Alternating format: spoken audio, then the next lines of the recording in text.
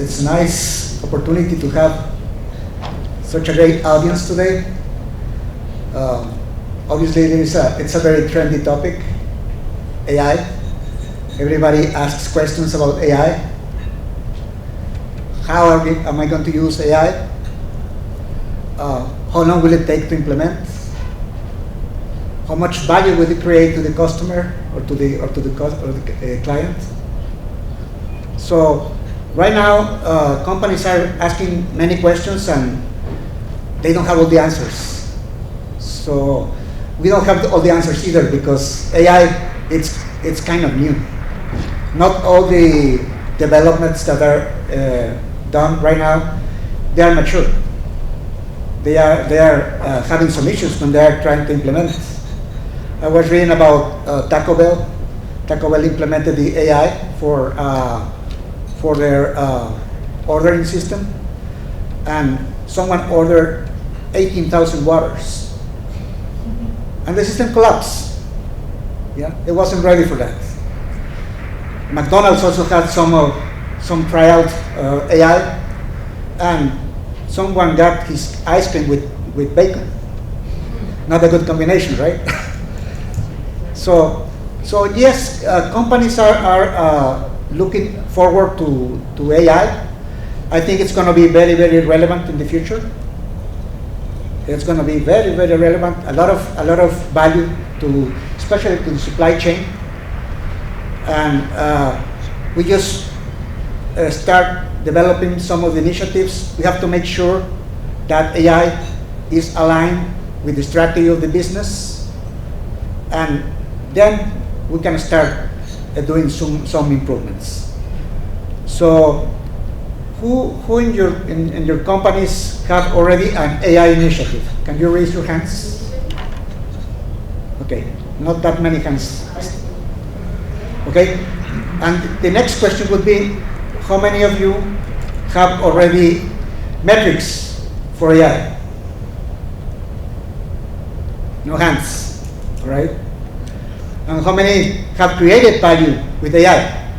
We don't know because we don't have metrics. Okay, Paco. Oh, you have already implemented some? Yeah, some initiatives really helping with AI. I'm very productive for the enterprise. Great. Well, at least someone has already one implemented and is creating value. But it's not very common right now. We still have a long way. So this presentation is focused on analyze what's really beyond the hype. Because we have a lot of hype. Everybody's talking about AI. Everyone wants to buy a system that has AI. But sometimes they don't even know if that AI system is aligned to their business goals. So we have to try to get them ready. So this is the agenda for today. We'll have introduction to our panel leaders. Then we will have a feature presentation of Douglas Kent and the AI strategies to boost supply chain excellence. And then we'll have the panel shaping business strategy with AI. So we will have some questions for the panelists, and we'll also open the microphones to do questions for the public. The first 4 questions from the public, you will get a book signed by Douglas Kent. So have to be the first 4 persons. Yeah? So you're ready to participate. Okay. We'll introduce our leaders. We want to introduce Douglas Kent. Douglas, thank you very much for coming such a long way to have this presentation. He's the VP of ASCM. Many of you know ASCM as APIX because the name APIX was for many, many years. And now it's ASCM, the Association of Supply Chain Management. And he's the VP for Sales and Alliances Global. He also was part of the Supply Chain Council in Europe, and that organization was the one that developed the SCORE model. We're going to talk a lot about the SCORE model during his presentation. Then we have Antonio Treviño. Antonio Treviño is from Megaalimentos. He's CIO and he's also supply chain director. What an amazing combination for innovation in supply chain.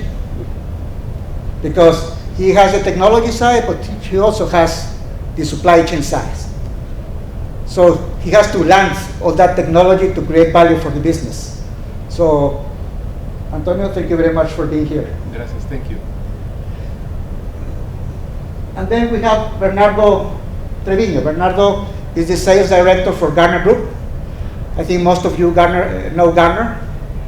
And they do a lot of analysis, and they publish a lot about the technology and how apply it to many parts of the business, not only supply chain. But today we're going to focus more in the supply chain side. Right? Okay, so we're going to start with our first presentation. And we're going to have Douglas having his feature presentation of AI.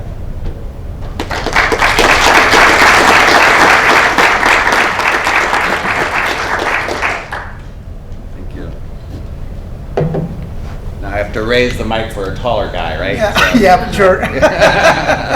Welcome, everyone. So excited to be here with you today. Of course, it is quite an interesting topic of what is going to be the impact of artificial intelligence on the supply chain. In fact, last week I was in India at a conference, and I said it's probably even better here, because I said, what if we did a shot of tequila every time someone said the word AI? By the end of it, we wouldn't be standing up for dinner. So let's just talk a little bit about kind of the hype, but really what I want to focus on today, and it can be quite conversational actually. So if you have a question you want to ask about anything we're talking about here, just go ahead and raise your hand. It's fine. We can take it as interactive as you would like. What I'm trying to do is just paint the perspective of what AI is doing within the supply chain and really focus on some of the more important use cases. Because as Gustavo mentioned, I think a lot of people are in the same situation right now, where they're really, I think, walking towards the shiny object, perhaps trying to figure out how to use the solution when they don't know what yet is the problem. So I think that's a situation many companies are in today, is to really analyze what could be the potential impact relative to the supply chain. So yeah, already introduction, so thank you very much, kind introduction from Gustavo. So I've been working in the supply chain business, next year will be 40 years. I know you're thinking, how is that possible? He looks so young. But it will be actually 40 years. I started in procurement, working for GE actually, but have been working both in consulting and as a practitioner of supply chain for several years. As Gustavo mentioned, I'll be glad to give away a couple of free books today as well. I'm very much focused on also sustainable supply chain, which is what the book is about, sustainable supply chain orchestration. And it clearly is a passion. Not only do we need to run supply chains efficiently and effectively, but we need to also protect our planet, and we also need to protect the people who work in supply chain. So I have the luxury of being our liaison to the United Nations Global Compact, where we focus on ensuring that we're doing things like doing a good job with greenhouse gas emissions, but also making sure that our global supply chains are really focused on making sure we also provide living wages to the people who are working within the supply chain, which is a very clear focus for us as well. Most of you know APIX or ASCM. As you probably don't know, we're almost 70 years old at this point. We do have quite a massive following. We have 50,000 members operating in more than 50 countries through our network of partners, like Advanced Value Chain here. And we've certified literally hundreds of thousands of people at this point in supply chain. But we're also not only focused on talent development, but also assisting large corporations typically very complex organizations in their transformation efforts. And that includes things like transformation and better utilizing digital technologies like AI into their supply chain, but also, of course, focused on some of our community efforts. So many people don't know that as an organization, we also support things like workforce development in developing countries, and we do a lot of work with respect to global health, making sure that marginalized communities also have access to medicines, vaccines, medical care, etc. So as an organization, we serve both the individuals as well as the community and the corporations at large. So, you know, a lot of questions about what's happening in the world of AI. This is the way I would like to phrase it. I think artificial intelligence is a powerful amplifier of human ingenuity, yet it can never substitute, it's never a substitute for true talent. So we're going to talk a little bit about that. How does AI assist us in making better, more informed, quicker decisions? But what we refer to as the human loop still has to be part of the equation. The biggest fear factor that we have right now is the fact that technology and talent are not keeping pace. So we're introducing technology faster than we're growing the talent to be able to utilize that technology. This is why we have concerns about people being able to, we had one brave person raise their hand at the back saying, yes, we're able to actually measure the success. Many organizations struggle to measure the return on investment for these technology investments that they're making already today. And that's a little bit scary, particularly in the economic times that we're sitting in. So we're going to talk first about what are the applications of AI. Well, what we do know is that, let's just say digital technologies at large, including AI, including aspects of machine learning, etc., are really necessary in today's world because it's unprecedented times for us. We have a greater volume and variety of supply chain disruptions than we've ever had in history. And when I say variety, I'm talking about everything from typical demand and supply shocks to the system to what's happening around the globe geopolitically, and what that could potentially mean, as well as climate disruption, things like cybersecurity, which is geopolitical warfare. All of these aspects are providing us with a challenge, and that is how do we become essentially more resilient within our supply chain? And to become more resilient, we have to rely upon these technologies to assist us in that. So when we think about resiliency, we think about it in terms of strategic resiliency as well as operational resiliency. Operational resiliency is how do we bounce back from disruption? How do we recover from a disruptive event? Strategic resiliency is how do we bounce forward? How do we create a new operating model? How do we absorb what is now a normality of ongoing disruption? So this is, of course, more struggling for organizations in terms of strategic resiliency, not just operational resiliency.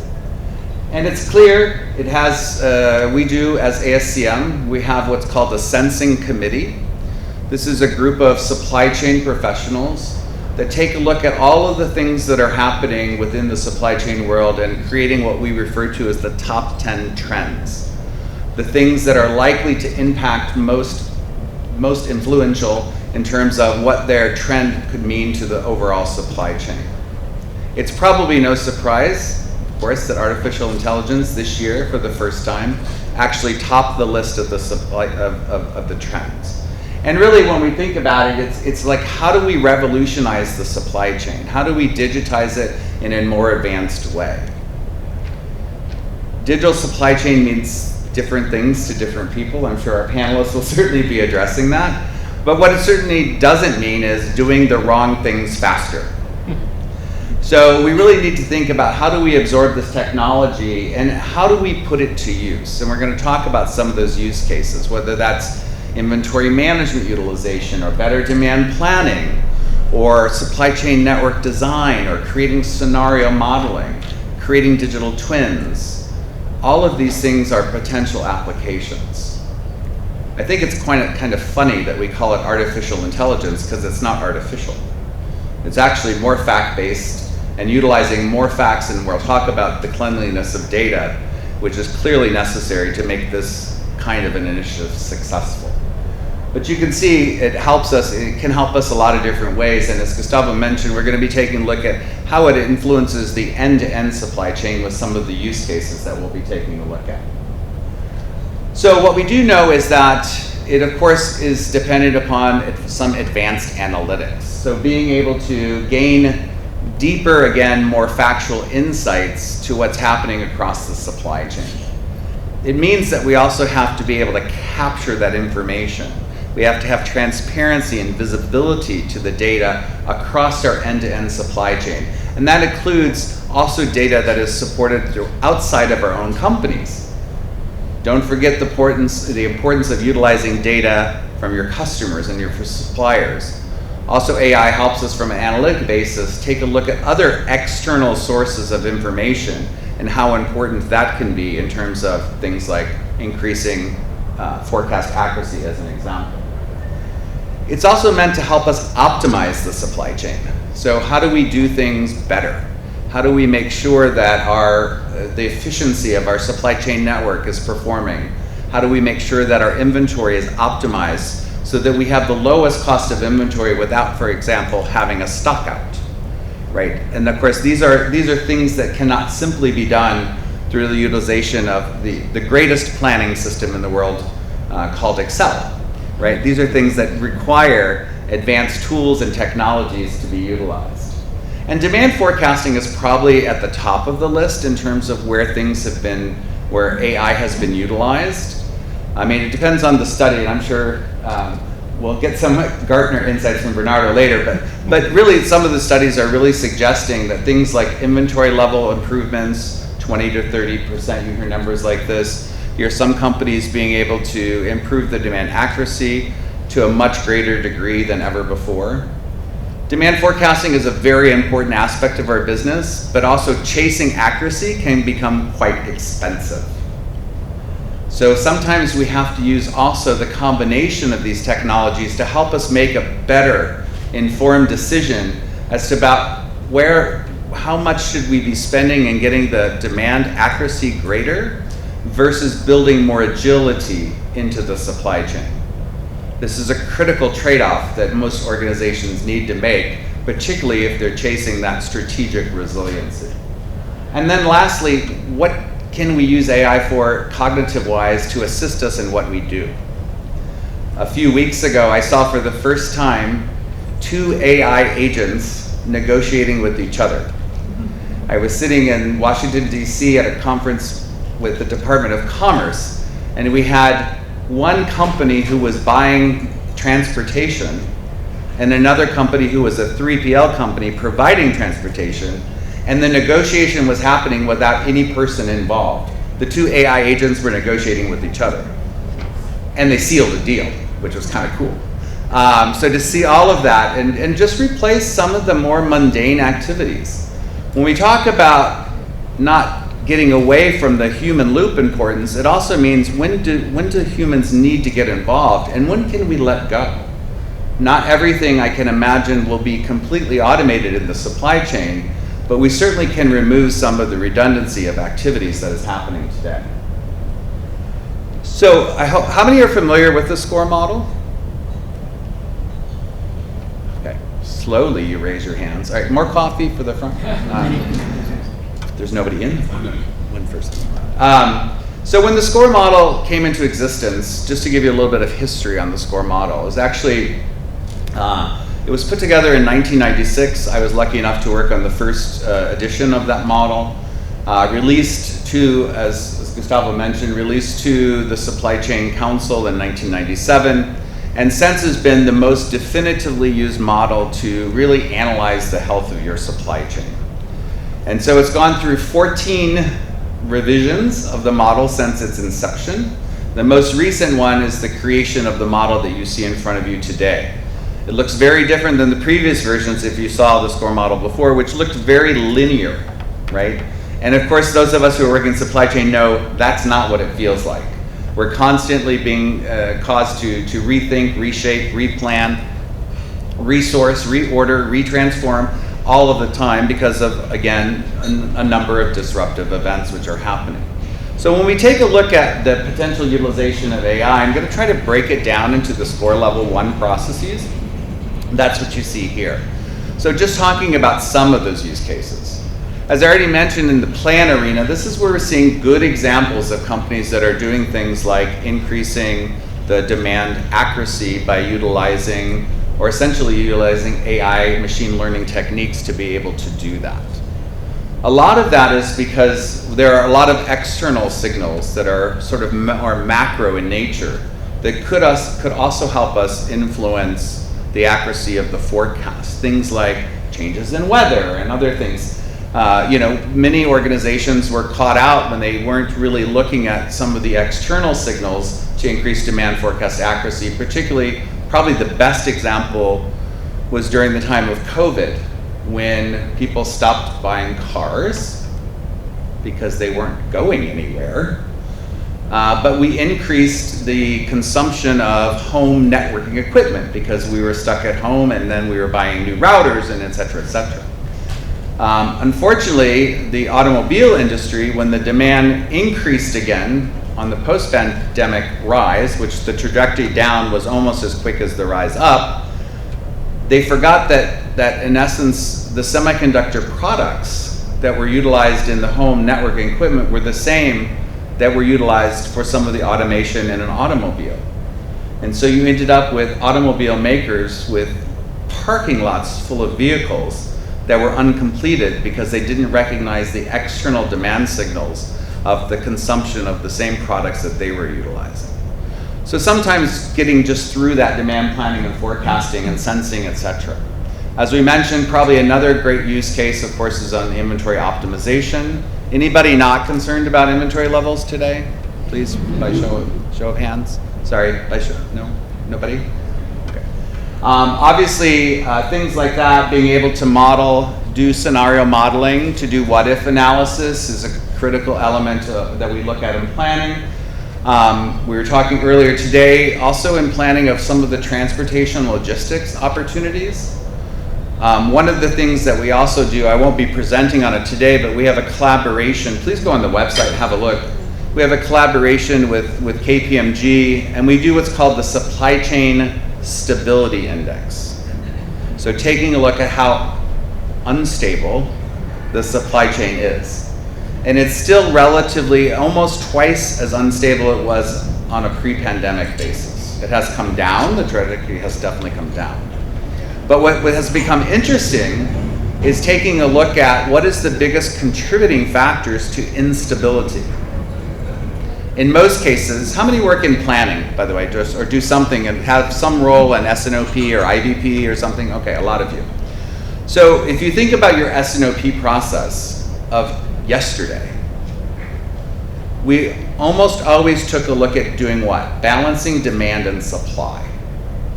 We looked at the typical constraints in that balancing activity, and those constraints were typically the availability of supply and our ability to manufacture from a capacity standpoint.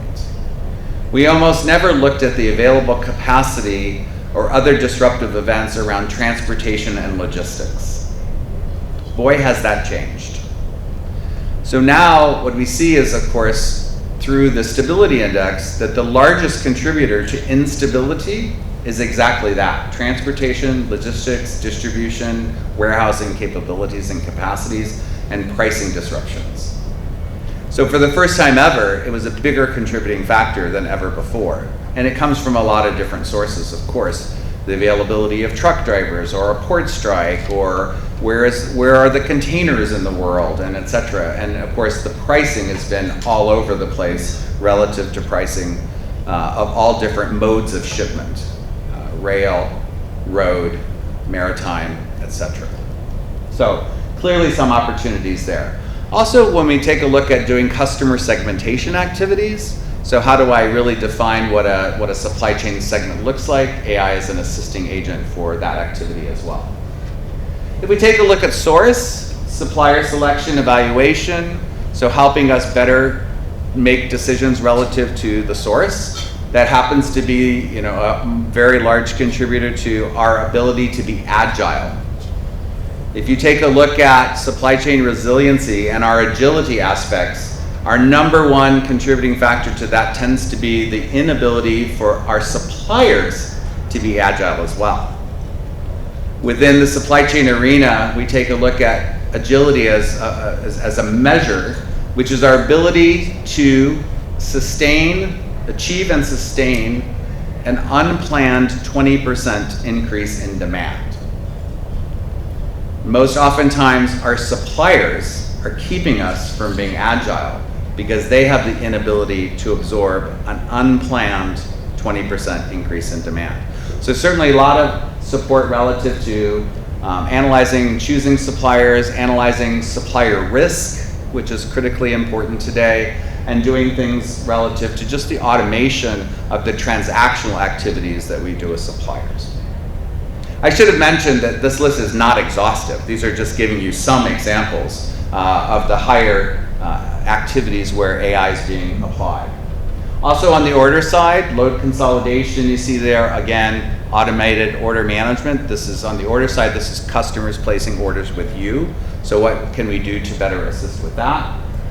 On the transform side, so this is really making something, either a product or a service, looking at activities where AI can be applied there. Could include things like how we do our production capacity planning. Certainly we do that. Predictive maintenance has been around. Using AI to do predictive maintenance is really part of an Industry 4.0 initiative at large. So how do we get machines to self-diagnose when maintenance is required? And taking a look at also what can we do in terms of real-time quality control. So taking a look at the quality output of the production facilities.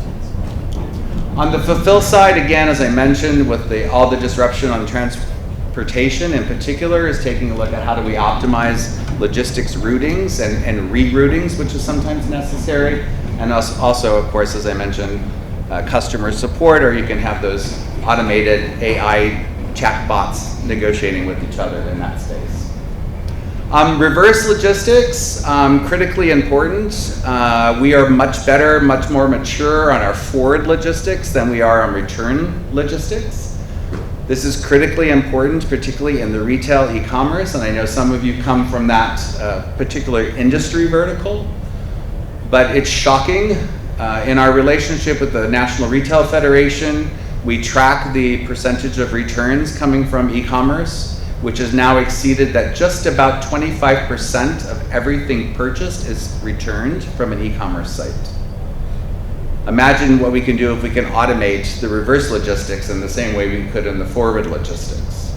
Also, understanding why those returns are happening is also an application of AI as well. Getting a crisp understanding of why that's happening, even to the demographics of who's making the returns. Who are the individuals making returns and what products are they returning? Who do you think is the biggest violator? Who returns the most? New mothers who have babies where the clothing size is not so common across different manufacturers, and so they buy 3 things and return 2, right?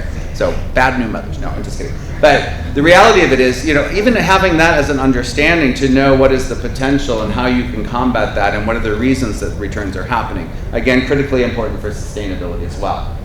Then we get in the world of orchestration. This is all the things that we need to do to make the supply chain more effective. So this is not even building efficiency into processes like planning or ordering or transforming, but this is really things like bigger things like risk mitigation. How do I understand what is the probability of a risk event occurring? What's the probability, what we call in the supply chain as a measure which is called value at risk. VAR. Anybody heard the term before? Value at risk. It's how we measure risk. It's the probability times the impact. So what's the probability of a risk event occurring multiplied by the impact that event could have on my supply chain from an economic standpoint. This allows us to understand which risks should most be mitigated. We cannot mitigate all the risks that we have. We can't afford to do that. But understanding and measuring risk becomes a critical capability for organizations today. Also, RCCA, or root cause and corrective action. So how do I understand what's working and what's not working, and how do I put corrective measures in place in order to improve our supply chain efficiencies? Things like real-time dashboards, and again, using some of the analytics for that. And then lastly, which is becoming more popular, which is also a subject of sustainability, which is called circularity. Circularity is where the supply chain and the design chain meet together, making sure that I am already, from an engineering standpoint, not just a supply chain perspective, but from an engineering standpoint, am I able to design products which are already designed to be repurposed, reused, or recycled? And that becomes the conversation that has to happen from the design chain side to the supply chain side. So all of these things become critically important, but where do we think the benefits are? This is just a quick listing of those of you, and I think only one raised their hand saying, how do I measure, not the ROI necessarily, that's also very important, measure the ROI of the different initiatives that I'm doing, but what are metrics which are critical that show that if I do these things, those applications that I showed you earlier, what kinds of benefits do I think will bring back to the company? What would be the impact of these efforts? Taking a look at things like, as I said, improved forecast accuracy, things like perfect order, custom orders, decreasing our order cycle times. All of these things are super important to measure. So when you take a look at how to apply different aspects of AI and how to apply them across the end-to-end supply chain, as we just showed with the SCORE model, it becomes super important to understand, how do we measure success? How do we know that these investments that I'm making isn't just this sort of march towards the shiny object, but rather that we can see that there's true impact to the organization. And this is a collection of some of the metrics associated with some of these initiatives. Again, not an exhaustive list. If you're ever curious about the definitions of some of these metrics or the processes that I showed you earlier, please feel free to take a look at the SCORE model. It's online, it's available free of charge to everybody in the world. So score.ascm.org, and you can see there all of the definitions of all the supply chain processes end to end, and all the definitions and calculations of more than 200 different supply chain metrics, so you can align your business to those standards. And then lastly, what are some of the considerations? So what areas to implement? So we have been working very hard to try to give this community tools to be able to really understand where the vulnerabilities of your supply chain exist. So if I said before, AI shouldn't be a solution to an unknown problem. So where can you best make some improvements? Well, the first thing you need to understand is, what's the current state? If I take a look at my supply chain maturity across different plan, order, source, transform, reverse logistics, etc., where do I see the biggest opportunity for an application? That should be the best starting point. So what we did is we created a couple of score-based, and there are 4 in total, but a couple of score-based assessment tools, which again are freely, let me emphasize the word free, that should get your attention right away. Freely available assessment tools. And I'm the 2 that I would most recommend for most organizations right now are going to be the end-to-end supply chain process maturity. That's what you see here. So this takes a look at 27 different processes across the end-to-end supply chain. And what we do is we work with our partners here. We create a link for you as organizations. I know some of you just finished an assessment, right?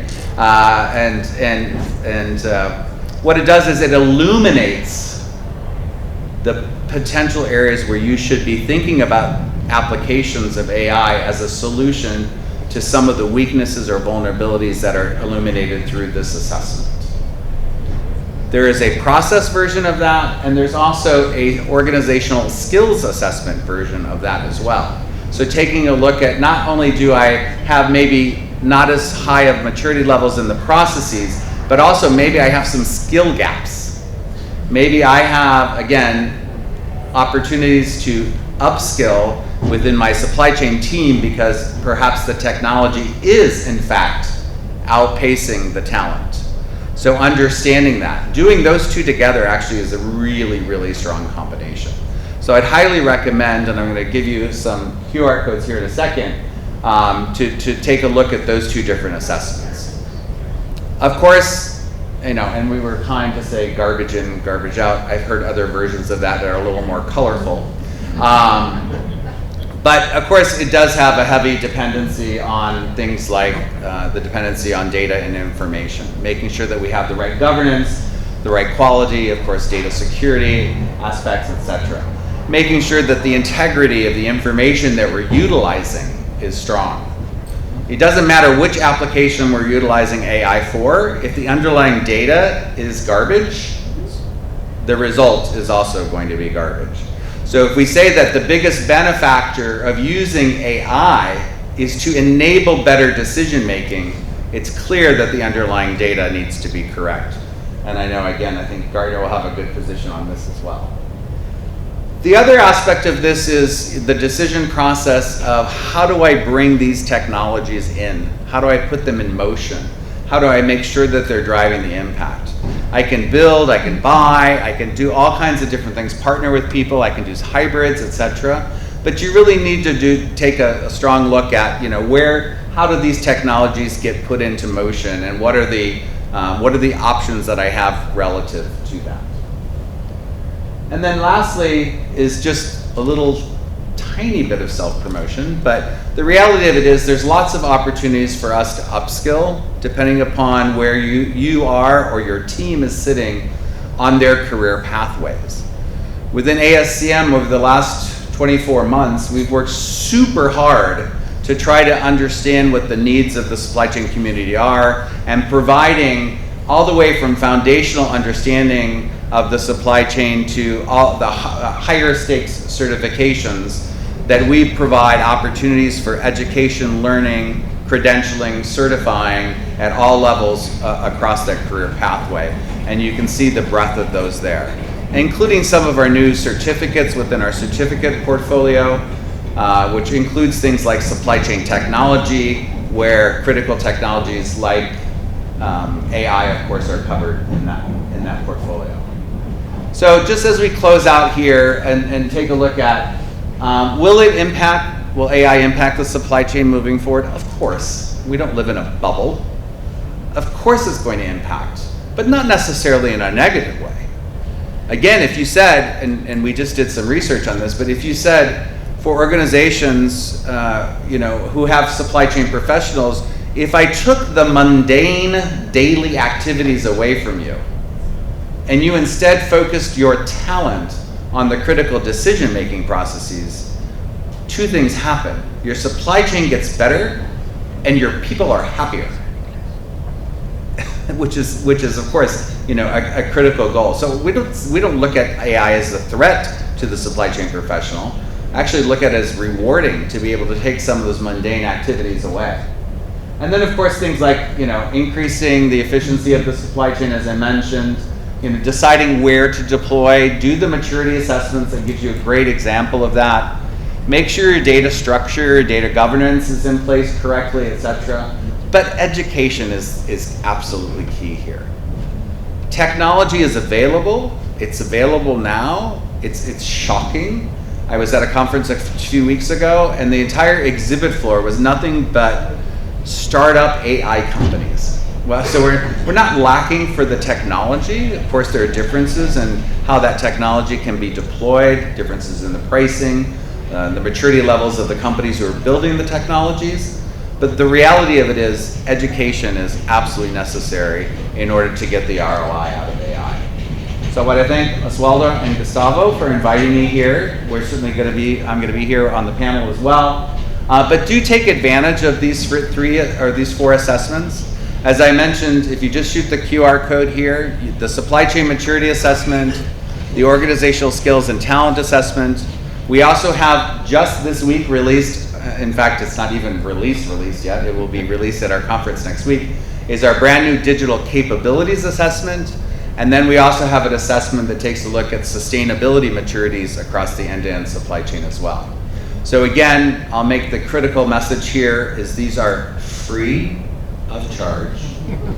And what you'll get here is the link to a QR code. All you need to do is fill out that information. One of the team members from Advanced Value Chain or from ASCM, together with them, will contact you, walk you through the process of doing that. It's a great starting point to understand where your, again, maturity levels stand across the end-to-end supply chain, including where you are most vulnerable.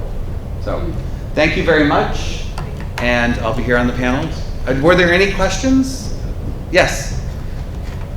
I do have one question. First of all, thank you very much for this wonderful presentation, Douglas. Regarding the maturity assessment test, what would be the average maturity level companies have? So it runs on a scale from 1 to 5. And I'd say most companies right now are running on average between 2 and 3. Obviously quite different depending upon which processes we're looking at. The two biggest areas that are the most weak, if I can say it that way, are orchestration. These are the big heavy things that we need to do, like the risk management, like supply chain strategy, segmentation, data integrity and technology enablement, things like that. They tend to be the weakest, as well as plan. Plan historically, since the initiation of the supply chain operations or score reference model or score model, plan tends to be the weakest. So we're better at execution than we are at planning. I like to say we're better at firefighting than fire prevention. And this is very important because we also mistakenly reward firefighting. Yay, we solved another problem. When in fact we shouldn't have had the problem to begin with if we had actually planned correctly. So organizationally we have to make some cultural shifts, but those are the two biggest weaknesses, and tends to be between 2 and 3 at large. It's interesting now we're getting enough people in our database, enough companies in our database to also draw some insights relative to also different maturity levels based upon industry vertical as well.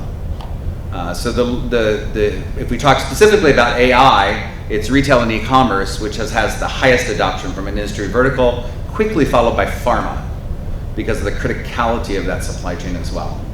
3PL and logistics comes in a close third in terms of industry verticals adopting AI from our perspective. I think I saw another hand over here.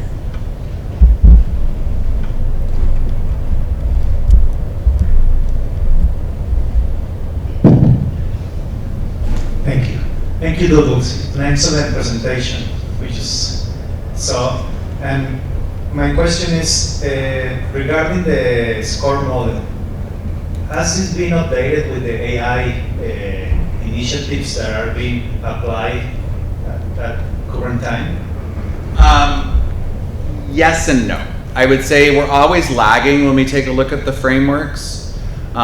We certainly do represent AI potential in the most recent release, which, as you probably know, is already almost 2 years ago. So we're looking at the roadmap for updates right now in terms of when we can fully integrate some of the newer technologies into the model. That being said, on the maturity assessments, we're able to insert that to a greater degree on some of the maturity assessments as opposed to the framework or the score model itself. It's always going to play a little bit of catch up to allow you to do things like create digital twins and be able to simulate different activities, to run analytics, to do comparatives on some of the engines that run in the background that assist with that. So there definitely are a number of technology providers out there that would allow for some opportunity to simulate or to build scenarios, etc. Absolutely. I have one question. It's the following. Once a company do the assessment and determine the maturity level from the supply chain, then how could we know which factor from the score model we should apply the AI? Because from my point of view, from plan, source, order, transform, return, etc., plan is one of the factors that we should have, like this human feeling or touch that we should apply. And probably the AI should be more applied one more time but in the rest of the factors, not totally on this one that you should have more touch. Which factor should be the? We don't leave you with just like, here's what you said your gap was. What we try to do is give you ideation around how to best improve that. And of course, AI would be one of those. There would be others as well. But yeah, absolutely try to give you an understanding of what opportunities exist to close the gap in maturity. So if you're sitting at a 2, but you want to be at a 4, what do you need to do to get there? And then help you consider what are the options and really thoughtfully assemble a roadmap of improvement. Sometimes it will be things like technology, like AI. Sometimes it's going to be educate and upskill your team. Sometimes it could be building more efficiency into your process. Sometimes it could be measure what you're trying to manage because you don't have enough metrics in your system today, those types of things. So really try to pull together a plan for your organization, not just with what the assessment says, your readout says, you know, where you scored, but actually how do you drive improvement going forward. I truly believe that the supply chains really heavy on planners, buyers, and production schedulers making judgments. So, what strategies do you recommend when we are planning to start the using of AI to ensure that the AI boosts the decision making of the collaborators rather than creating distrust or something like that? So the reality of it is, this is, we have, in supply chain world, we have like amnesia. Like this is the same thing we went through with ERP when it first came out, right? And everybody said, I can't possibly trust what the system is telling me to do because I can't connect the dots on everything, right? And then that's when, they said, people were putting in SAP and Oracle and other technologies or advanced planning solutions, etc. And then they went back to their spreadsheets, right? Because I'm smarter than that, because I can't connect the dots. So I think it goes back kind of to the earlier question about, is there opportunity to utilize technology to test out this, right? You have to do proof cases. The reality of it is, think big, start small, scale fast. Test the things out. Don't be afraid to do a pilot, to do a proof of concept, etc. You need to bring the team along with you. If you want to test out, is AI going to make my production scheduling more efficient? Is my maintenance going to improve in the production environment as a result of that? Test out some of the technologies. Don't be afraid to do a proof case. But know what success looks like, right? Don't try to bring everybody on this big, massive, digital enabled journey and expect that you're going to get initial adoption and alignment across the organization. That isn't going to happen, right? You know that. It isn't going to happen in your environment. So the reality of it is try out some cases, but start with doing the assessments first to understand where am I going to get the biggest bang for my buck, and don't be afraid to do proof of concepts or pilots. Statement. Understand, the best change agent is that people understand what you're trying to achieve. And sometimes we skip that step. Get them on board, because what they're trying to do is they're putting a problem forward that they themselves cannot solve.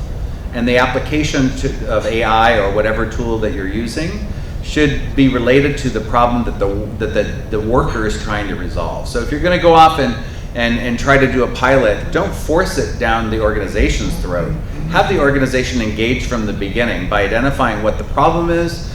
It's crisp and it's clear what problem am I trying to solve. So when you go in and say, I want to do an application, it doesn't feel like it came out of nowhere. It should come directly from the bottom up, not the top down. That's why I say do some pilots, do some proof of concepts. Listen to your people, tell them what's bugging them, what problems can't they solve, where do they think they can get smarter? What could remove mundane activities from their daily work? Let them design where you think the application, they know best, to be honest. So I wouldn't start from the application down, I'd start from the problem up, and then find the application where it suits best. Bueno, pues primero agradecerles la invitación, un placer estar aquí con ustedes, algunas caras conocidas, algunas son nuevas. Y bueno, pues desde el punto de vista de Gartner, al final del día lo que somos es una firma de investigadores, de analistas, y lo que presentamos aquí no es algo que inventamos, es simplemente lo que estamos observando que está sucediendo en el mercado. Me gustó mucho el nombre de la presentación o de la sesión, tiene que ver con el hype. Tenemos un documento que habla precisamente de la curva de madurez que toda tecnología tiene que pasar para llegar a una etapa de madurez, y precisamente la parte alta de esta gráfica habla del hype, habla de la moda, habla del ruido, de cuando una tecnología está en boca de todos, nadie sabe para qué sirve, pero todos están hablando de ella, como cuando salen los iPhones nuevos, algo parecido a eso, ¿no? Entonces, lo que estoy compartiendo el día de hoy en esta filmina es una serie de tecnologías relacionadas con la inteligencia artificial para diferentes propósitos, y lo que observamos es que estamos en un momento mixto donde una parte de la inteligencia artificial está en el pico de expectativas infladas. Esta parte alta se refiere a que estamos en un momento donde los directores generales, es muy curioso encontrarnos directores generales diciendo no sé para qué, pero tengo que implementar inteligencia artificial. Aún no tengo certeza de qué, pero no me puedo quedar fuera, ¿no? Entonces habla un poquito de ese momento de confusión que hay en los negocios respecto a qué puedo obtener de la inteligencia artificial. Por otro lado, hay parte de la inteligencia artificial que está en la etapa que llamamos la caída, la desilusión. Este declive que ven por aquí tiene que ver con desilusión. Empresas que ya empezaron a utilizar la inteligencia artificial y se han encontrado con sorpresas, con que a lo mejor no es necesariamente lo que están buscando, y viene un poco de desilusión, y eventualmente la tecnología retoma un crecimiento hasta llegar a lo que llamamos el valle de la productividad, que es un poco ya las etapas posteriores, cuando la tecnología ya está muy madura, cuando ya mucha gente la utilizó, cuando se encontró exactamente esos casos de uso que resultan en un retorno para la organización.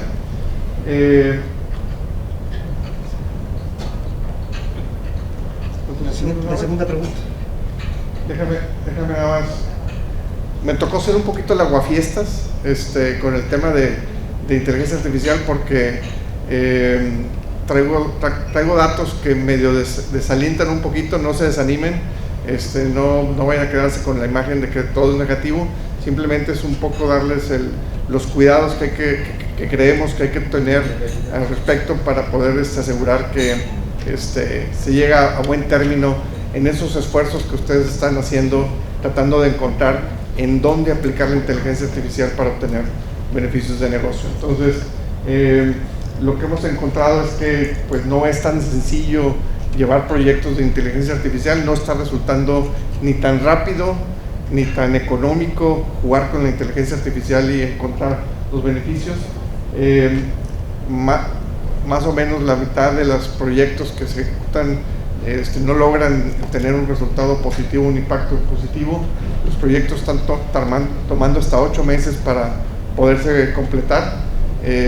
Entonces, pues se ve un poco retador. Cuando preguntaba Douglas y Gustavo sobre quiénes ya han jugado y quiénes han podido encontrar un impacto, medir un impacto, un beneficio, pues no están solos. Casi la mitad de la gente que ya ha avanzado con temas de inteligencia artificial le ha resultado complicado medir y poder decir efectivamente en qué me ayudó, en qué me benefició el uso de la inteligencia artificial. Hay algunas razones que tenemos identificadas de por qué se está batallando. Esta información es específica para el caso de México. Son 5 principales. La primera tiene que ver con la adopción conservadora que estamos viendo en las empresas. Están yéndose con un poco de cautela en cuanto a lanzarse a hacer proyectos de inteligencia artificial, y tiene un poquito que ver con esa duda o esa poca claridad de para qué quiero usar inteligencia artificial en el negocio. Algo que me gustó que mencionó Douglas también es, pareciera que hasta cierto punto estamos adquiriendo inteligencia artificial antes de saber para qué problema. No estamos yendo al revés. Normalmente en tecnologías pasadas, primero teníamos el problema, encontrábamos la tecnología y se resolvía. Hoy estamos con el desarmador y a todos lo estamos viendo cara a tornillo, ¿no? Entonces, como que vamos un poquito al revés. La limitación en casos de uso. Es interesante ver la cantidad de inversión que están haciendo las empresas contratando consultoras, cientos de miles de dólares invertidos en ven y ayúdame a definir casos de uso, ¿no? Esa parte está resultando bastante dudosa. Esta tiene que ver con a las áreas de tecnología, fundamentos en datos, los cimientos al final del día. La inteligencia artificial puede hacer poco o mucho, pero dependiendo de la información que se tenga, de los datos que se tengan. Y nos estamos encontrando con que a la hora que le preguntas a la empresa, ¿tienes la información, tienes los datos? La respuesta es sí, claro. Además de que tengo el ERP, tengo Exceles. Y bueno, y Exceles como que no es la mejor manera de tener la información lista para poder ser explotada por la inteligencia artificial. Entonces hay un apartado que tiene que ver con trabajar con las áreas de tecnología y asegurar de que tenemos los datos listos. Hay un concepto que Gartner utiliza que es si los datos están AI ready para poder ser aprovechados, ¿no?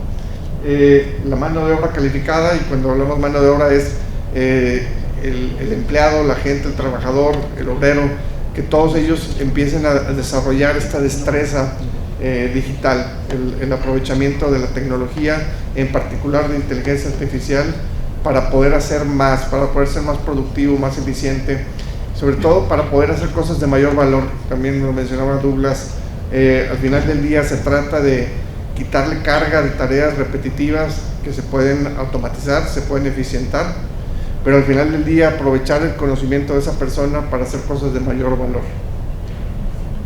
Y bueno, espero que no haya financieros aquí en el grupo, pero normalmente estamos encontrando un obstáculo importante con la asignación de recursos. Por un lado, el golpeteo que ha habido en el año hacia los negocios, el impacto que han tenido en sus resultados. No todas las empresas están saliendo bien libradas de este momento, y esto ha provocado que se recorten presupuestos. La planeación que se hizo en octubre, noviembre del año pasado y los presupuestos que se aprobaron, pues resulta que desde abril, mayo se revisitaron y se tuvieron que hacer ajustes. Eso por un lado. El otro lado tiene que ver con que, no sé qué tan familiarizados estén, pero venimos de una ola post-COVID, donde la transformación digital, el concepto de transformación digital se volvió una moda o se volvió muy relevante. Y de igual manera que está pasando con inteligencia artificial, empresas empezaron a invertir para tratar de hacer su transformación digital, y lo que resultó de esos esfuerzos es ver a varios financieros inconformes o no satisfechos con lo que están obteniendo de la inversión que están haciendo en transformación digital. Al final del día, hoy llega la inteligencia artificial y pareciera que es un poquito de moda, pues están igual de cautelosos en soltar presupuestos para hacer proyectos. Entonces hay que llegar muy sólidos, con casos de negocio muy bien hechos, justificados, para poder lograr que se apruebe el presupuesto, ¿no? De nuevo, esta se va a repetir un poquito, pero la parte que quiero resaltar es como 70% de los pilotos que se están haciendo de inteligencia artificial están fracasando, principalmente por el tema de la calidad de la información, de los datos, del gobierno, de la seguridad de los datos.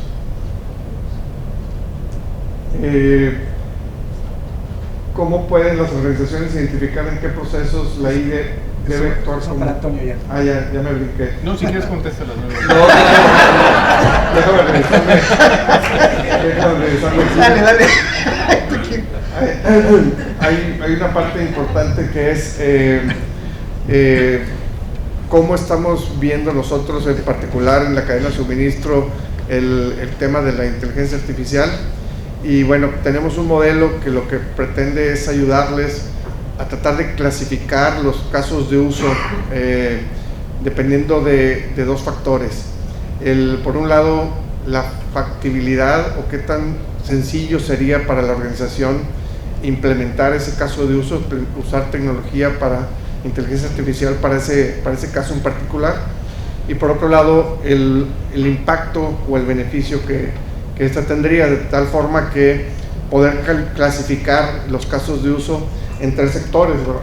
Por el lado derecho, lo que llamamos los logros o los éxitos más sencillos, la fruta que está más cerquita, más alcanzable, después seguir con los riesgos calculados y finalmente con los proyectos que van a traer un beneficio marginal, ¿no? De esta manera, clasificando con estos criterios, tratar de poner prioridad, ¿verdad? Sabiendo que hay tanta confusión respecto a casos de uso, pues utilizar una metodología que les permita a ustedes utilizar ciertos criterios y ciertas ponderaciones para tomarlos en cuenta, ajustarlos de acuerdo al contexto de cada uno de ustedes, de sus empresas, y poder salir con un mapa como estos que les dé claridad. Escuché algunas preguntas que por dónde empezamos, qué es lo que debemos de estar haciendo con inteligencia artificial. Pues en nuestra opinión serían 2 cosas. A nivel organización, tener un consenso, lograr a través de talleres o de ejercicios internos, tener un consenso qué queremos lograr con inteligencia artificial, y responde a 2 factores principales. Queremos usar la inteligencia artificial simplemente para hacer mejor lo que hoy hacemos, para hacer más eficiente el modelo de operación que hoy tenemos de negocio, o queremos usar la inteligencia artificial porque necesitamos ayudarle al negocio a encontrar nuevas fuentes de ingreso, hacer disrupción, hacer modelos de negocio distintos a lo que hemos hecho durante 20, 30 o 50 años. Esa visión creemos que es importante que se establezca antes de hacer cualquier otra cosa. Y una vez que se tiene ya esa definición, entonces sí pasar a encontrar los casos de uso. Al final de todo esto les puedo decir que, por eso les digo que soy un poquito lavafiestas, porque tratando de identificar si realmente ha habido retorno de inversión en los proyectos de inteligencia artificial, pues encontramos 3 resultados. Me voy a ir de mayor cantidad a menor cantidad. En mayor cantidad, los proyectos o pilotos de inteligencia artificial han generado un retorno al empleado. La persona se ha visto beneficiada con el uso de la inteligencia artificial para ser más productivo en su persona, en sus tiempos. En el día, si se tardaba 8 horas o 6 horas en cierta actividad, hoy con la inteligencia artificial se va a tardar 2 o 1. El tema es que eso no necesariamente se traduce en un beneficio hacia la organización. Hay personas que están tomando ese tiempo para cosas personales y entonces el impacto no se ve tan palpable para la empresa. Eso es donde la mayoría de los pilotos ha caído al día de hoy. El segundo tiene que ver con empezar a generar algunos proyectos que efectivamente generan un retorno en la inversión, que en el corto plazo se puede ver un beneficio en el manejo de los inventarios, en la planeación de la demanda, en el manejo de las rutas, en establecer los tiempos estimados en que va a llegar el producto hacia el cliente. En ese tipo de cosas se ha visto, pero es en menor cantidad. Y el que es más pequeño y le llamamos retorno al futuro, es un impacto que no se ve el día de hoy, que no se va a ver en un año, probablemente de 2 en adelante. Ese uso de la tecnología me está ayudando a prepararme mejor para el futuro. No esperes un retorno en el corto plazo, ¿no? Entonces, esas 3 categorías de retorno lo estamos visualizando, y desgraciadamente la que más está ganando es, y digo desgraciadamente por lo que les decía de lo difícil que es armar casos de negocio o justificaciones. Resulta que la mayoría de los casos hoy a quien beneficia más es a la persona, y eso es mucho más difícil de justificar y de conseguir que se apruebe. Gracias a todos, la verdad, agradecerles ese tiempo. Sé que estamos en sobrehoras, pero creo que es mejor estar aquí que en el tráfico. El tráfico en Monterrey cada vez se pone más caótico. Y antes de empezar, Gustavo, agradecerles y preguntarles que quién tiene la botanera en la casa. La mejor salsa de México. Muy bien, me faltó regalitos, pero les prometo un kit para quien lance las buenas preguntas. Agradecerte mucho, Gustavo, y arrancamos con las preguntas. No, la primera pregunta era, ¿cuáles son los mayores riesgos de adoptar inteligencia artificial desde la perspectiva de sustitución y no de potenciación de la gente, ¿no? Y créanme que esto lo creo mucho y lo pienso, y más que otra cosa estoy sumamente convencido de ello, que hoy en día la relevancia que trae ahora la tecnología, y hablando de inteligencia artificial, no está en la tecnología, está en el valor humano. De hecho, no es comercial, pero pueden conocer algo de lo que he trabajado, pensardigitalmente.com. Es un blog donde he desarrollado ideas, donde creo que el hecho de tener hoy en día estas herramientas justamente están para potencializar nuestra capacidad humana. Hoy en día las herramientas, como cualquier otra en la historia, cuando se inventó el martillo, se inventó la máquina de coser, puso en riesgo ciertas posiciones, quizás algunos puestos, pero nacieron otros más. Yo estoy convencido que esta revolución que existe, y bien lo comentaba Bernardo, puede ser un boom que, si no sabemos claramente para qué es la inteligencia artificial, podemos caer en un fracaso. Y muchas de las cosas que decía, dudas y preguntas que hacían ustedes, es cómo empezar, pues desde el inicio, partiendo de una base de información gobernada, partiendo de datos muy bien estructurados y con casos, créanme, muy sencillos, donde lo que uno busca dentro de la organización es empezar a evangelizar el uso del AI. Yo creo que si hago la pregunta todos me van a contestar. ¿Cuántos de ustedes utilizan ChatGPT para hacer mejor su trabajo? Quizás, y creo que debemos ser muy honestos, en un principio daba pena, a mí lo personal es, ¿cómo? O sea, no puedo usar ChatGPT porque si no... Y con el paso del tiempo nos damos cuenta que si lo sabes usar como lo te ayuda a potenciar el tuyo. Tengo una idea, le doy el contexto, ayúdame a mejorarla. Desde la redacción, desde la forma en cómo contestar, creo que ha ayudado mucho. Tenemos que tener mucho cuidado con la información que se sube. ¿Sí? Este tema de las licencias gratuitas, pues realmente, si es gratuito, significa que tú eres el producto y pueden vender lo tuyo. Entonces, si hoy también pagan Netflix, pues apuéstele a pagar la membresía de ChatGPT o de las plataformas que existen, ¿no? Pero estoy convencido que esto viene siendo una alternativa, no viene a sustituirnos, y lo importante es sacar el verdadero valor dentro de lo que hacemos. Tengo la fortuna, y lo decía Gustavo, mi formación académica ha sido la parte de tecnología de la información. Soy el responsable de TI de Megaalimentos, y desde 2012 a la fecha tengo la fortuna de conocer la red de Cadena de Suministro, y para mí fue fundacional. Me di cuenta que la red de TI, y déjenme decirlo, no sé quién aquí decía yo, no quiero decir algo que indebido, pero por lo pronto en mi caso somos, o soy, o era, quizás lo sigo siendo, un poco egocéntrico, pensando en que el área de tecnología era lo más importante. Cuando tomas el contexto de la cadena de suministro con metas de negocio, con indicadores de negocio, te das cuenta que simplemente somos unos facilitadores. Tenemos que ser eso que ayude a alentar el que el negocio evolucione. No me quiero extender mucho, igual con otras preguntas lo contesto, pero para hacer que el negocio funcione, la tecnología o cualquier cosa que implementes tiene que tener un impacto a la experiencia y satisfacción de compra de los clientes. Puedo tener la mejor herramienta de inteligencia artificial, el mejor RP, pero si el cliente no le cumple su expectativa, le llegó tarde o no llegó lo que pidió, no sirve para nada. Entonces, creo que como eje central de cualquier iniciativa que haga de inteligencia artificial, de automatización, de transformación digital, tiene que traer un impacto para generar experiencias memorables con el cliente, porque si no, no sirve de nada.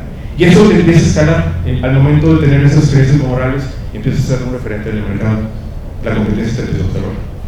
En el momento en que empiezas a ser observado, empieza a existir un polo de innovación dentro del negocio, y esa innovación genera datos, y esos datos hay que convertirlos en acciones.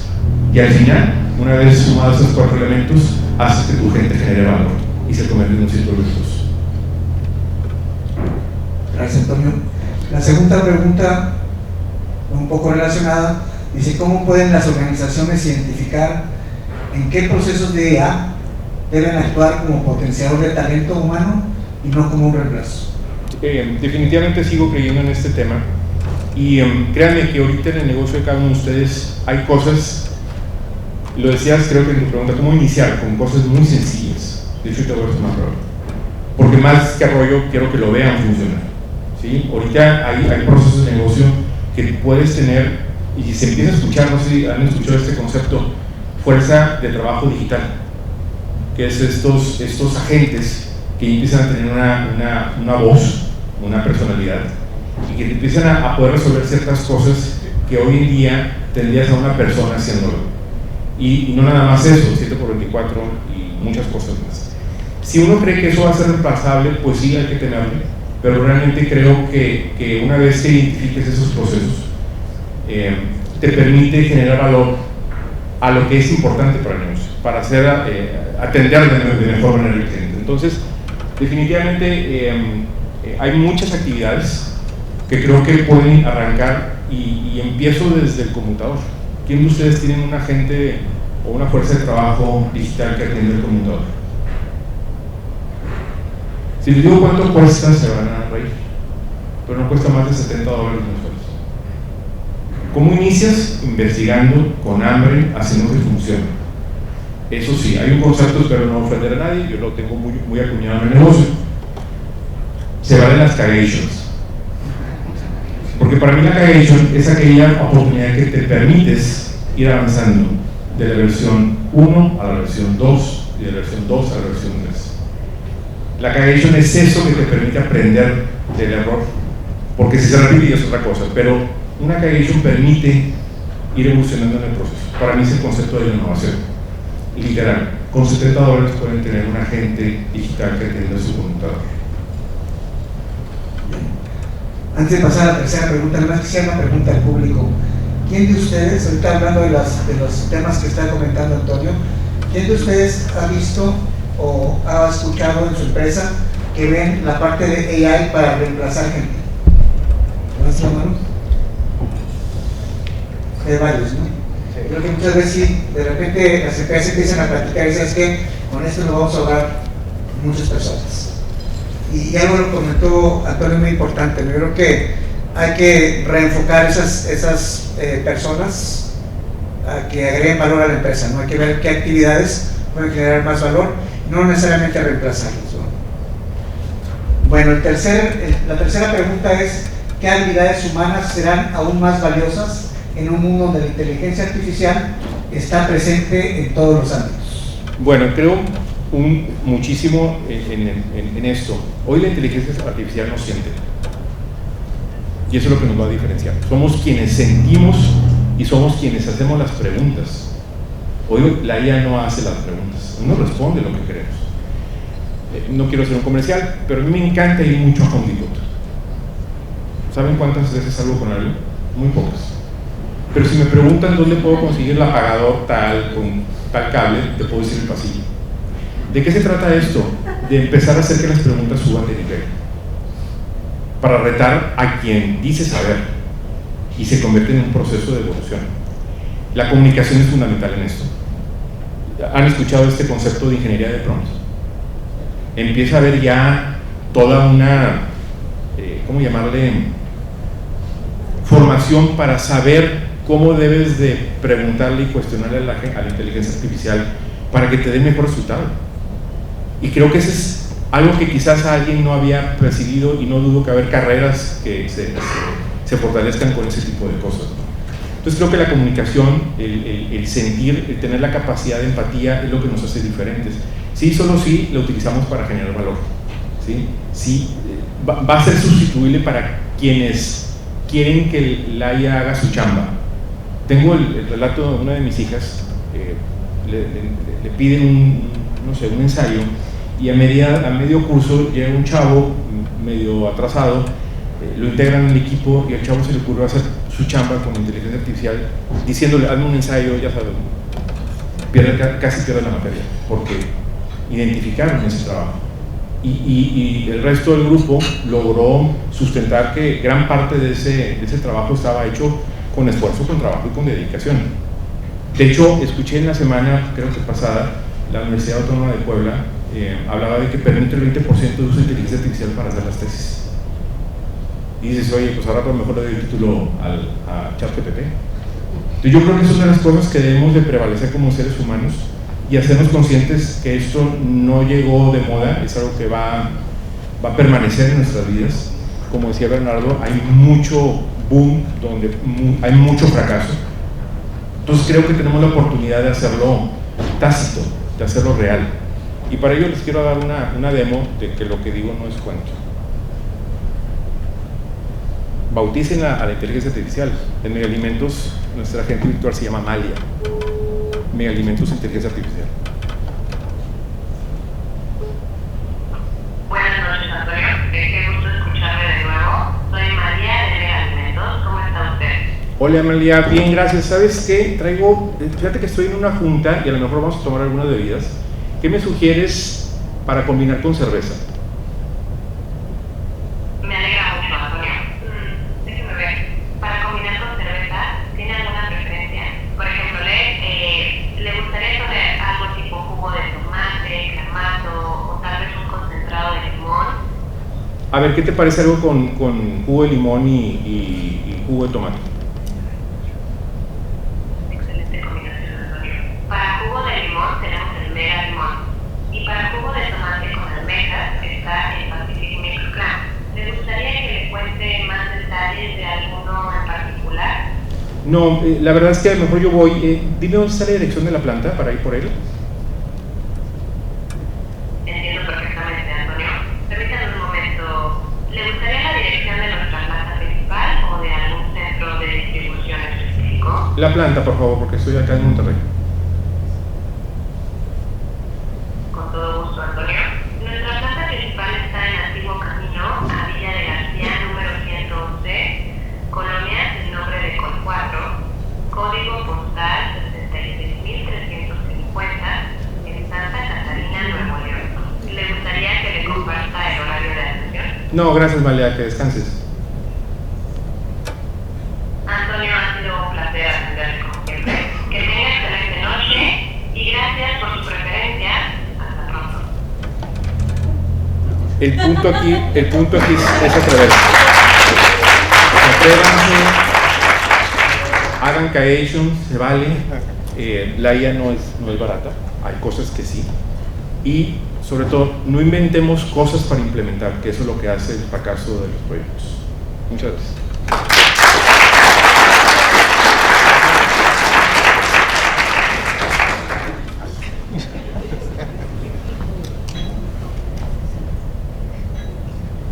Well, some more questions for Douglas. He hasn't had enough. Okay, does AI support business strategy or AI transform business strategy? Should I use this mic? Yeah. Yes. Which one? I think arguably it's both, right? I mean, when we take a look at the first test of, again, we said, different use cases, where could it be applied? If you can't directly apply the application of that to your business strategy, it's not a good test case, right? It's not a good use case, for sure. The reality of it is it will cause transformation in the business. We have to, again, if we're going to utilize these new technologies, then what we know for sure is, again, going back to strategic resiliency that I was talking about before, that's a transformation.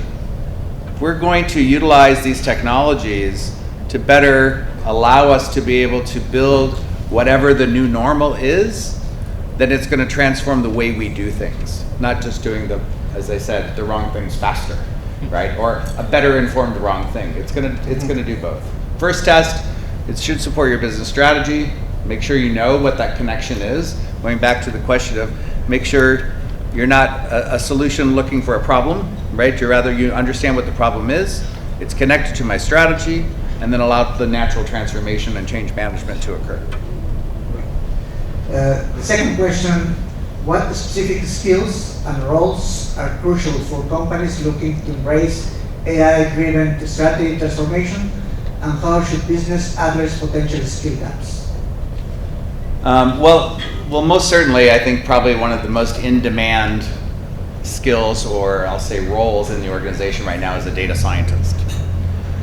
Clearly people who know how to construct some of the models that are necessary to test out different scenario-based modeling and things of that sort, understand the governance that needs to put in play for data, et cetera, as we talked about before.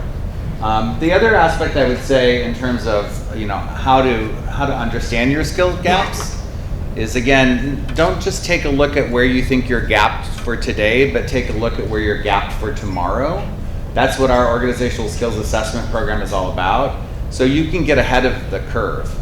The most in-demand jobs also take the longest time to upskill, or also to try to find those individuals.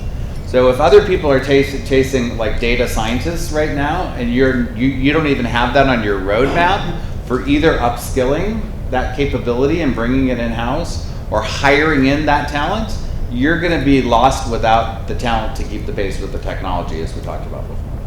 Okay. How many of you have data scientists in your company as a position? A few hands. Okay, not very developed yet. Not enough. All right. Question number 3. How can business identify the most strategic areas to integrate AI for maximizing competitive advantage and common pitfalls they should avoid? I think you just answered with the score model one of the potential strategic areas, but I don't know if you want to elaborate. Well, I think, again, when we do transformation organizations using the SCORE model, the first thing is, don't think that most of you do not have a supply chain. You have supply chains. And not all supply chains compete in the same way. When you take a look at the intersection, if we use Antonio's business, for example, you could have an intersection where you've got a product and then there's a market that you're trying to serve, either geographically, type of customer, channel that you go to market with, etc. Not all of those compete on the same supply chain attributes.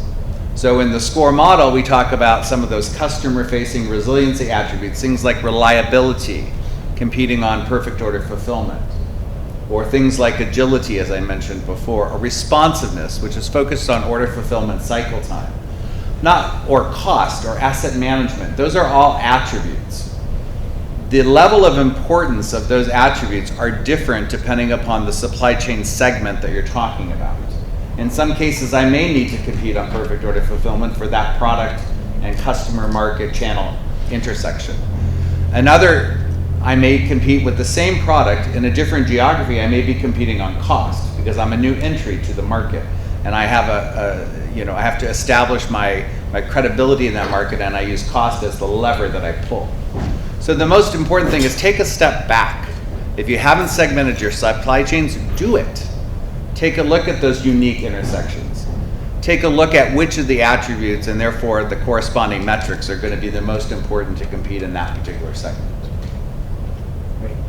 Okay, questions from the panel? The question is for Bernardo. So on the matrix that you saw, the low-hanging fruit, the more challenging ones, from what I saw, none of them involved LLMs. LLMs are the technology by which ChatGPT and Claude and Gemini are powered. And curiously enough, those are the technologies that power AI agents, which were at the top of the most hyped thing. So from Gartner's perspective, what do you see like the future of these tools? Pues probablemente tenga que ver con la complejidad, el hecho de no tener todavía los datos, los científicos, aparentemente los tenemos identificados, se está empezando a utilizar, pero va muy lento, no lo vemos tan en el corto plazo, pero no deja de ser importante explorarlo. Al final del día, qué herramienta utilizas para resolver el problema, qué pieza de Machine Learning, LLM o lo que necesites. La raíz tiene que venir de qué problema estás queriendo resolver y qué tecnología vas a aplicar para resolverlo, ¿no? Yo creo que no es una cuestión de que no la veamos. Hasta ahorita no, en lo que hemos observado, así se muestran el reporte que viste. Quizá también tenga que ver un poco con los criterios que se utilizó para hacer esa gráfica, que no pude compartirlos, pero me aseguro de mandárselo a Gustavo, porque ahí viene detallado tanto por valor como por factibilidad, y no sé si tenga más peso del lado de la factibilidad, porque valor sí hay, por supuesto. También es para Bernardo. Cuando estabas platicando sobre el AI, de hecho son dos preguntas, hablaste sobre el retorno a futuro. ¿Cuál sería entonces ese ejemplo del AI de retorno a futuro? Y el otro es, ¿consideras que hay empresas que no necesitan la AI? El retorno a futuro tiene que ver más con esta idea de transformar tu negocio. Hoy estamos viendo empresas que su modelo de negocio tradicional se está viendo impactado por todo lo que ya mencionamos, las crisis, los aranceles, las guerras, los impactos en las cadenas, y no están logrando el nivel de ingresos adecuado. Los está llevando a esas empresas en ciertas industrias a explorar modelos de negocio distintos que empiecen a generar ingresos complementarios, de tal forma que si mi negocio tradicional va a la baja, con esos productos o servicios digitales, ¿cómo puedo empezar a generar un ingreso que me mantenga vivo? Y literal, hay negocios que están muriendo si no hacen algo como eso. Esa inteligencia artificial iría aplicada a esos nuevos modelos de negocio futuros, ¿verdad? A esa le llamamos transformación digital, le llamamos modelos disruptivos, es salirte de la caja completamente. Si hoy te dedicas a hacer zapatos, ¿qué otros negocios puedes hacer alrededor del zapato que te pueda representar un ingreso? Aplicar inteligencia artificial para desarrollar esos nuevos modelos de negocio es donde vemos retorno a futuro. No lo vas a ver en el corto plazo, lo vas a ver en el momento en que logres que esos modelos de negocio evolucionen y empiecen a generar ingresos. La mía también es para Bernardo.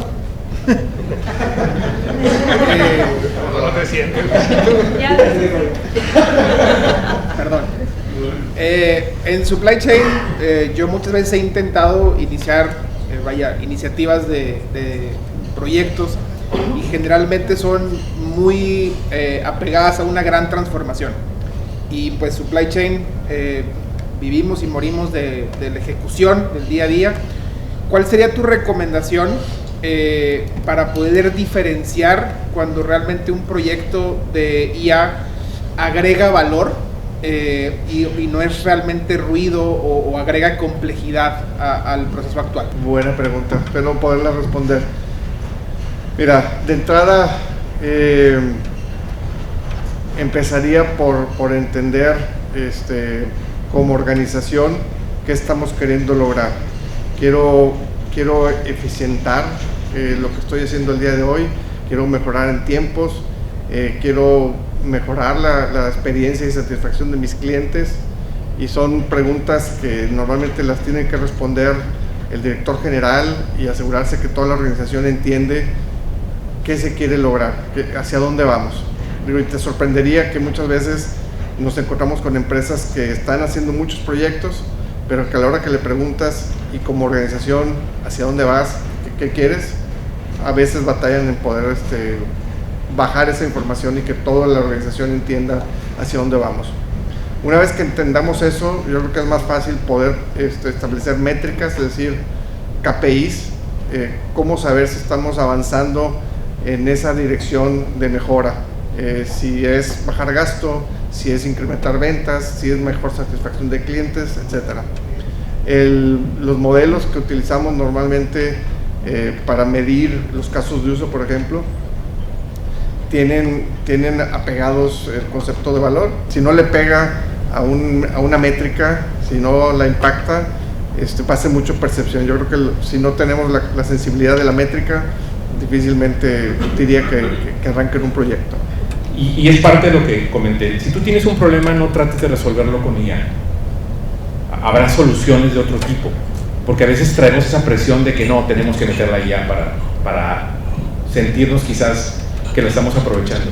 Créanme, en la cadena de suministro hay retos muy cañones para el uso de la IA, pero puede resolver muchísimas cosas antes, con procesos de automatización, gestión de la demanda, planificación de la demanda, antes de dar ese paso. Creo que te ayudaría para decirle a la dirección general, una vez que resuelvas eso, que le apueste al área.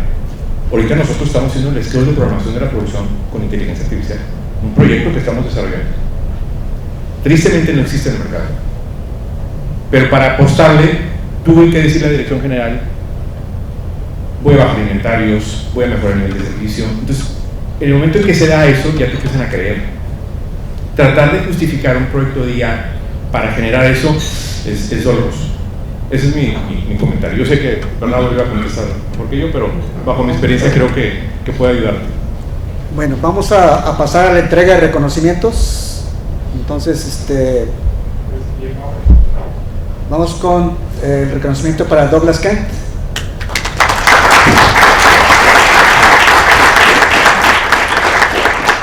Douglas, thank you very much for your participation. Thank you for coming all the way to Monterrey. Okay.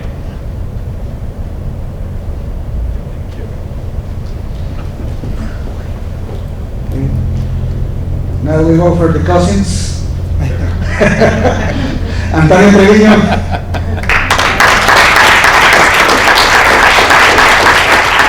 Antonio, muchas gracias nuevamente por tu participación.